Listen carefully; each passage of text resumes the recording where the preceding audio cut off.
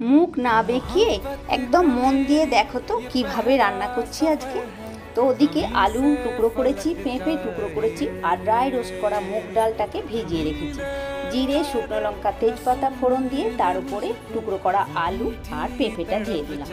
বেশ একটুক্ষণ কষিয়ে নিলাম। কষিয়ে নেওয়ার পরে ধনে গুঁড়ো, জিরে গুঁড়ো, লঙ্কা গুঁড়ো আর হলুদ গুঁড়ো দিয়ে দিলাম মশলার জন্য। তো মশলাটাও কষানো হয়ে গেল যখন, তখন দিয়ে দিলাম নুন। এবারে নুনটাও কষিয়ে নিয়ে ওই ড্রাই রোস্ট করা যে মুগ ডালটা ভিজিয়ে রাখা ছিল সেটা দিয়ে দিলাম। তারপরে দিলাম জল। আর এবারে একটু ঢাকা দিয়ে সেদ্ধ হওয়ার পালা। তারপরে তো মজাই মজা। পেঁপের তরকারি নাম শুনলেই যাদের মুখটা বেঁকে যায় তারা এইভাবে স্পেশাল করে একবার পেঁপের তরকারি রান্না করবে। দিলাম গরম মশলা গুঁড়ো, অল্প একটু চিনি, আর লাস্ট ফিনিশিং দিলাম গাওয়া ঘি। এতেই পেঁপের তরকারি বাজি মাত।